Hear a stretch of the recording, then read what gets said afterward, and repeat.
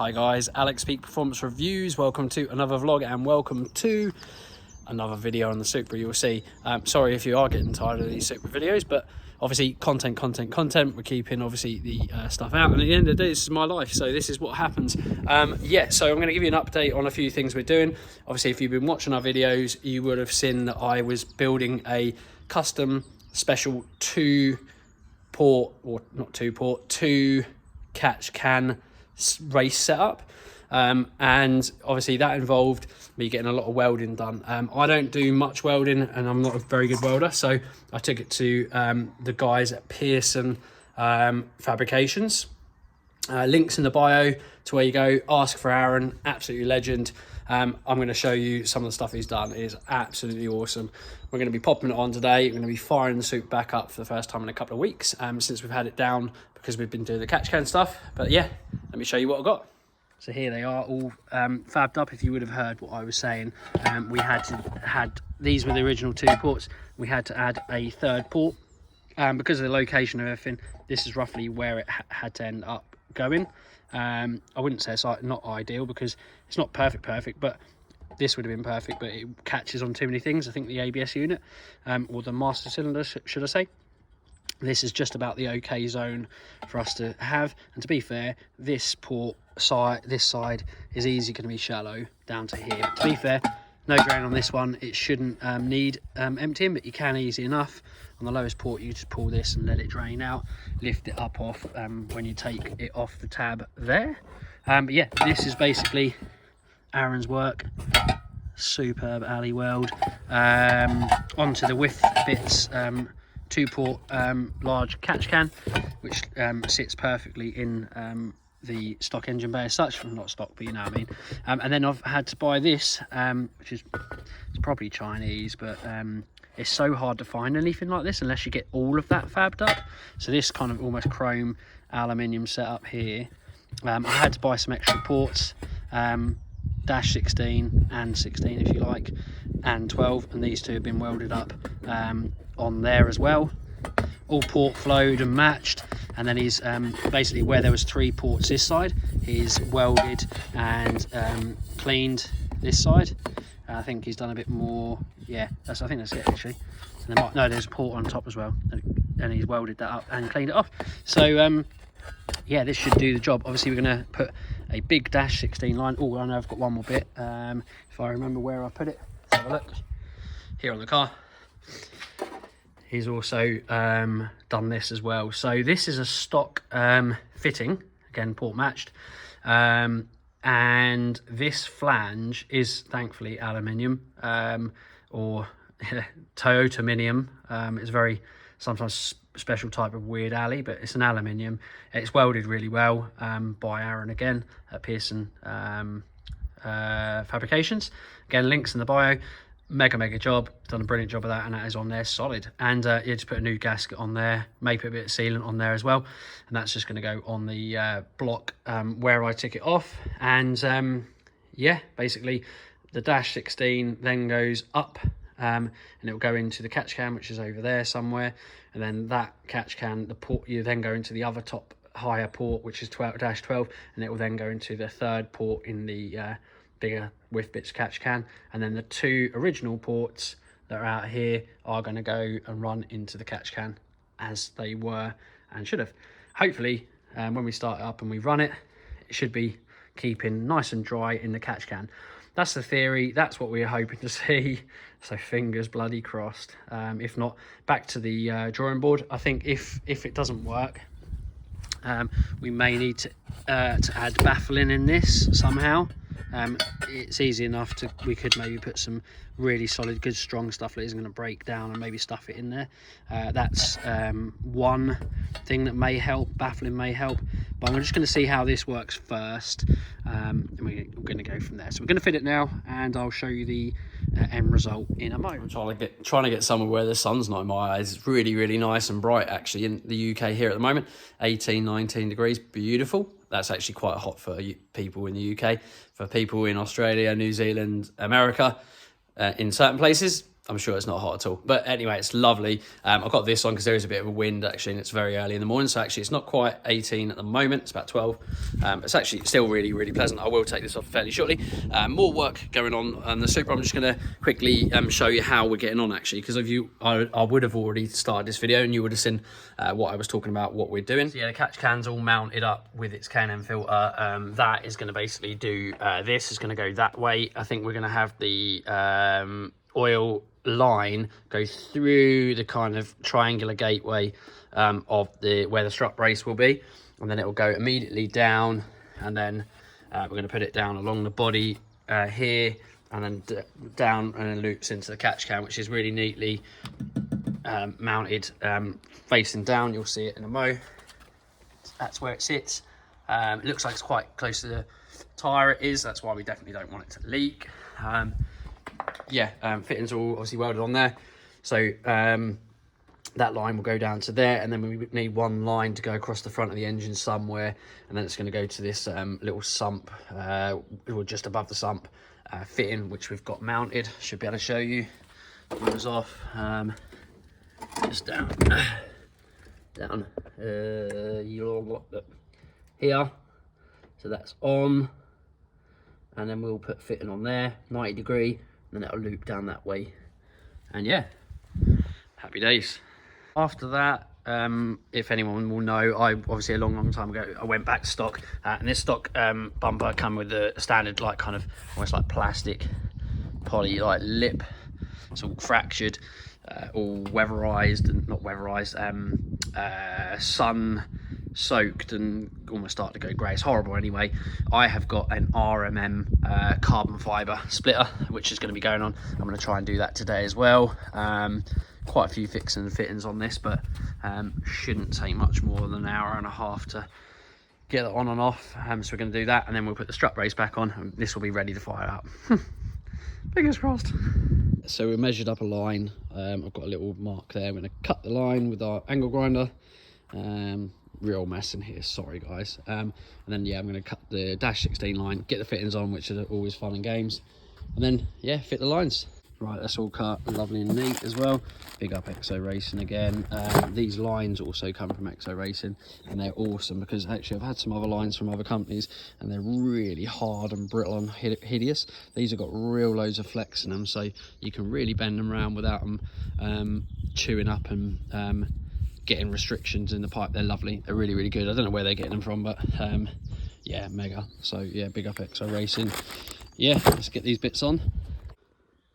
One line made up and one to go.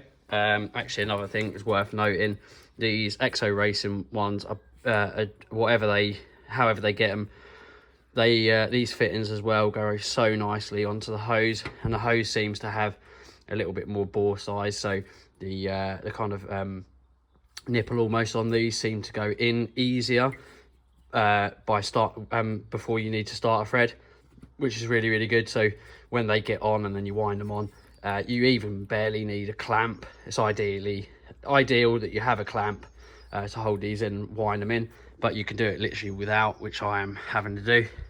But they're mega. If I didn't have these Exo Racing ones, I did get some other fittings which are junk basically. Yeah, I wouldn't have been able to do them very well at all. In fact, sometimes I was taking hour and a half to do one line. That literally took me like 5 minutes.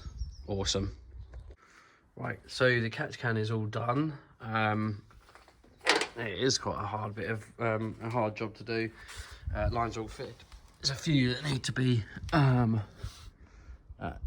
tucked away and cable tidy, but just going to start it up and see how it all looks and see if we've got any leaks.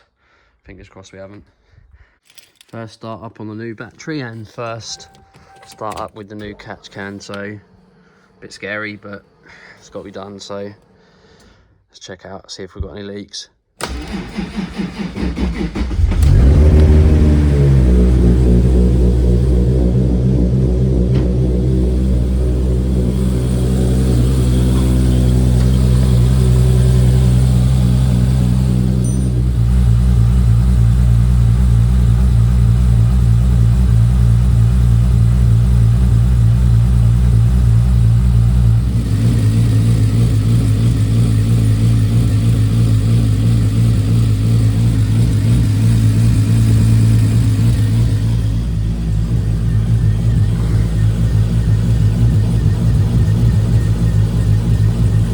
So this is where it should be popping some oil into and a mist into, and then this catch can oil mist should be coming out here.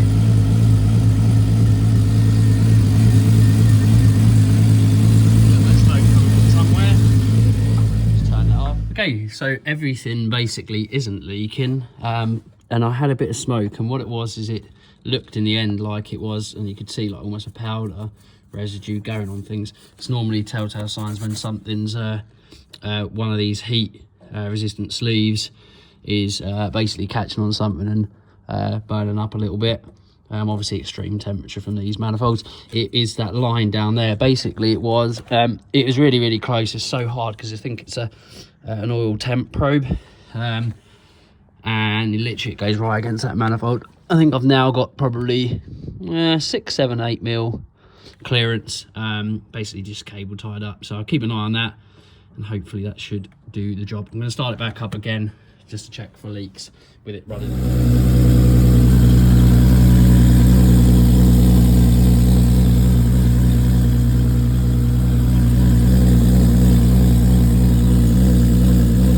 Still missed, and to be fair, even though that might have been a happy accident, I think that was a little bit tight. Basically I've just put a heat sleeve on anything that's dangerous basically.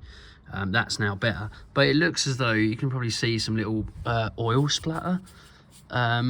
Basically it is red hot, by the way, just being really careful. Fuck. Could be the fact that when we were running the catch can there, it was spitting stuff on here and everywhere, because I think there's little residue oil bits here, there and everywhere on this car at the moment because of that. I'm hoping that's it. It looks like there's nothing coming from the feed, and if not, there must be oil coming from the back of the exhaust housing. That means oil's getting past the seals, which makes me not still think that's may mean that I still think that's over oiling. Or turbo seals are shagged, which is possible. I'm going to start it up again for the 3rd time and see if still smokes. Starting to piss me off. Frustrating day. Haven't even got to carbon fibre lip. Such is life. I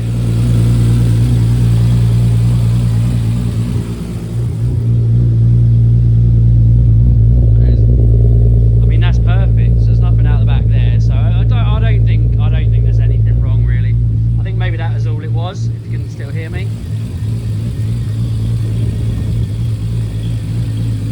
Yeah, that does actually seem a bit. That does seem completely better. So I think that was all it was. Happy days.